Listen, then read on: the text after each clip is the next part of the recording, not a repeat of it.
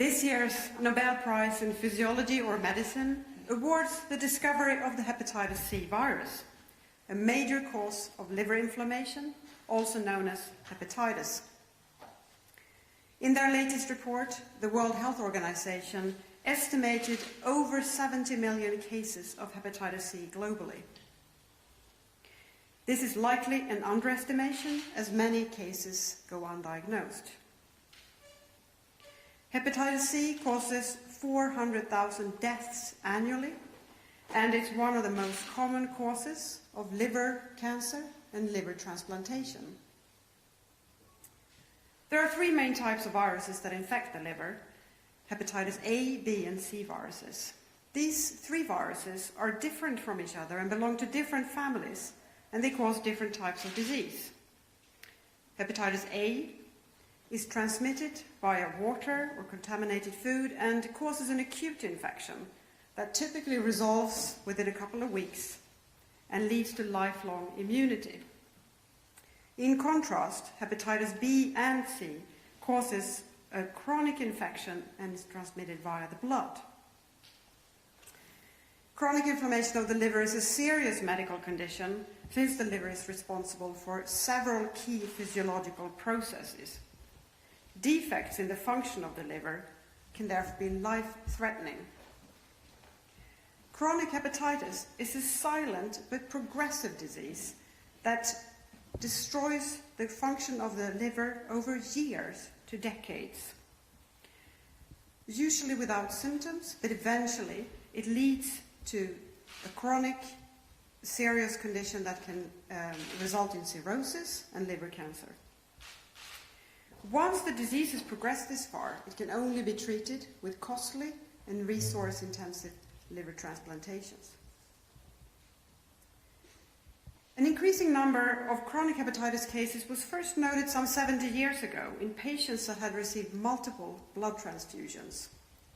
It was also noted occasionally in patients that had received various forms of therapeutics that were purified from donated blood. In 1967, Baruch Blomberg discovered the hepatitis B virus, and he was awarded the Nobel Prize in Physiology or Medicine for this discovery in 1976. This was a key discovery, but it did not explain all cases of chronic hepatitis. The situation was becoming alarming. Because the disease was silent and progressive, it was impossible to know who of all apparently healthy blood donors were carriers of the disease. An improved understanding of blood-transmitted hepatitis was urgently needed to identify blood donors who were carriers. In the late 1960s, Harvey Alter, a clinician who had collaborated with Blomberg, was now working at the NIH Blood Bank. He embarked on an ambitious project to investigate the source of post-transfusion hepatitis. He realized that even after hepatitis B contaminated blood was excluded through testing, most hepatitis cases remained. To determine the magnitude of this problem, he systematically tested the blood supply for the presence of known candidate viruses, and he tracked individuals who developed hepatitis after a blood transfusion. Through this work, he could show that an astonishingly high number of hepatitis cases could not be explained by the known viruses. At this point, he strongly suspected that there was another infectious agent causing the disease. Alter was not alone in suspecting that the mysterious hepatitis cases were caused by an infection, but this was not yet formally demonstrated. In 1978, Alter demonstrated that plasma from patients with this form of hepatitis could transfer the disease to chimpanzees. The animals developed signs of liver inflammation, and this result strongly supported that the causative agent was infectious. Further work by Alter and colleagues over the following years showed that the agent had the properties of a virus. The quest to isolate the virus could now start, but this proved to be extremely challenging and took several more years.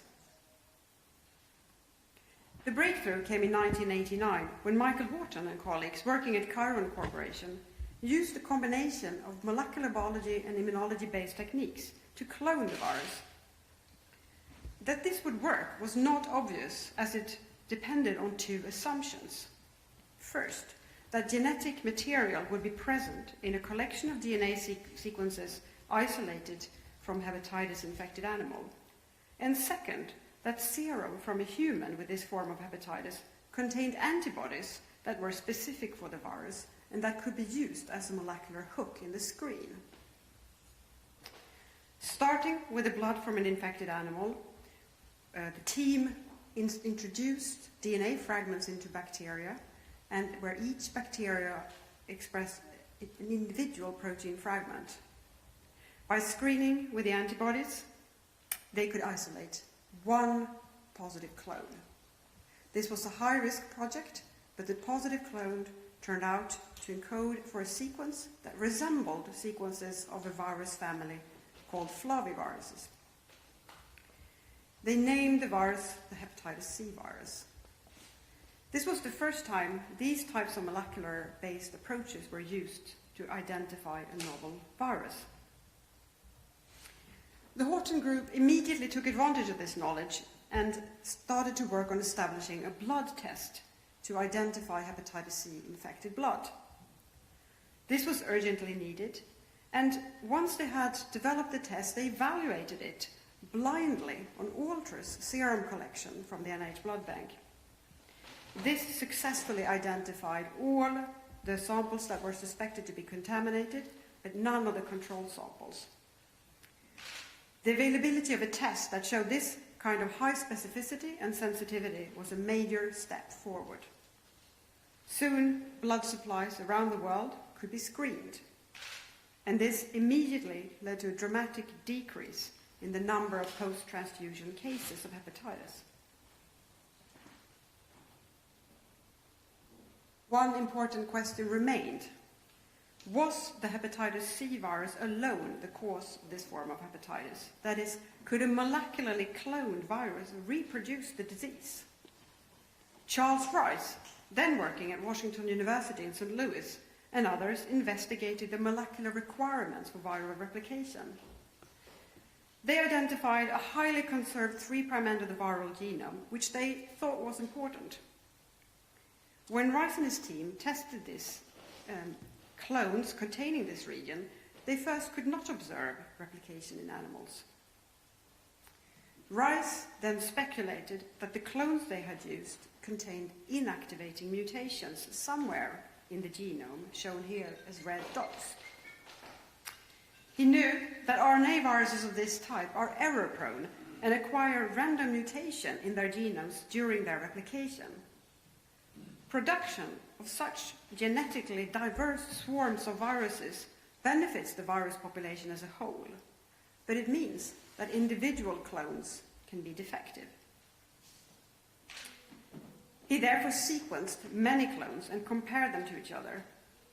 He observed that several of these clones contained potentially inactivating mutations, which he could remove through genetic engineering. When he combined such a repaired genome with a 3' end of the genome, he had created what he hoped would be a functional virus. When this genome was injected into the liver of chimpanzees, he observed clinical signs of hepatitis. An infectious virus was now present in the blood, and it persisted over time. This provided conclusive evidence that the cloned hepatitis C alone could cause the disease and induce a productive infection.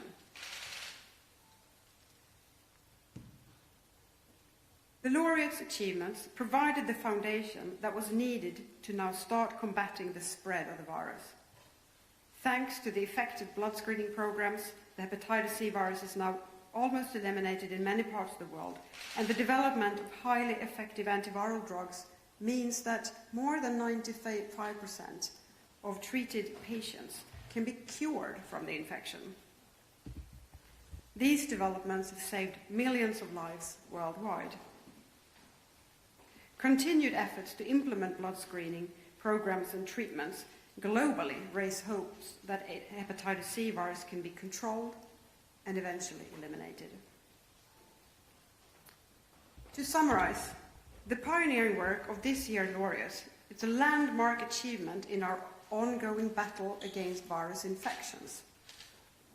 Starting with Harvey Alter's demonstration that a new virus was responsible for a majority of post-transfusion hepatitis cases, and Michael Horton's groundbreaking work to clone the virus and develop a blood test that could be used to exclude contaminated blood. And then leading to the elegant work by Charles Rice showing that a molecularly cloned hepatitis virus alone could cause persistent infection and reproduce the disease observed in humans.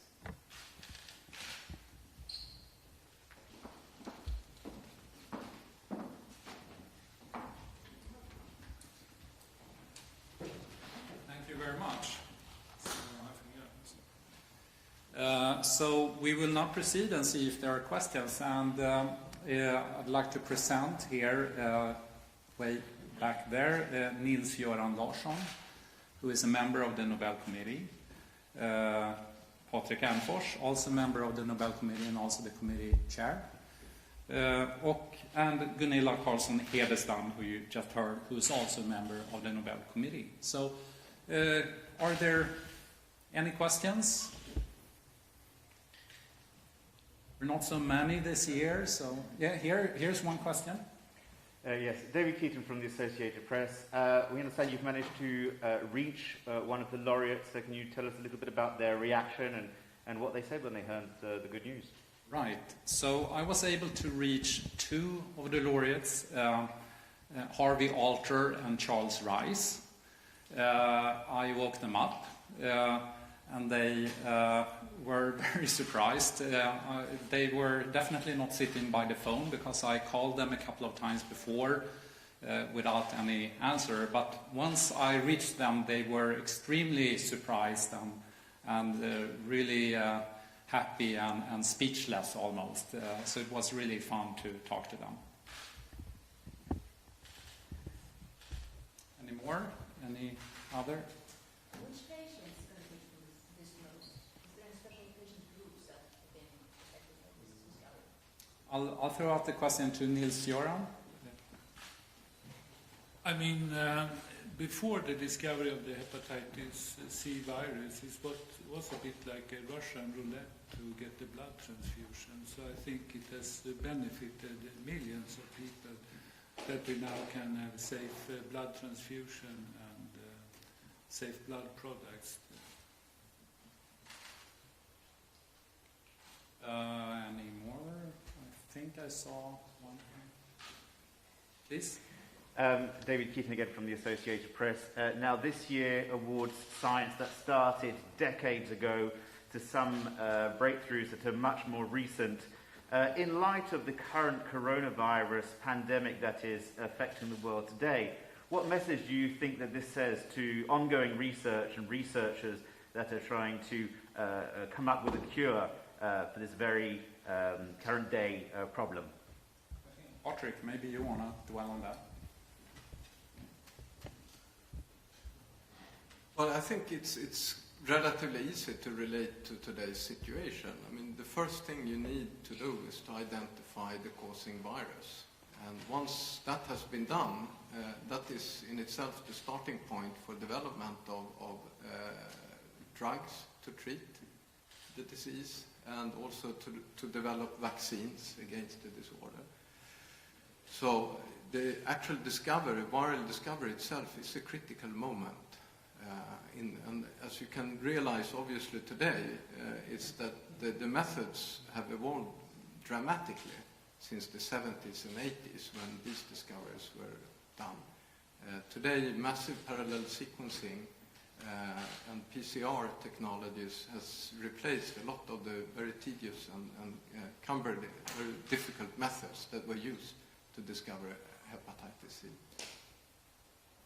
Maybe I just could add that also reason for that there are several decades before the prize is awarded is, of course, also that it takes time before it's fully apparent how beneficial a discovery is. And of course, I mean, these serological tests have been around for quite a while, but The antiviral drugs that emerged as a consequence of this significant discovery have been much more recent.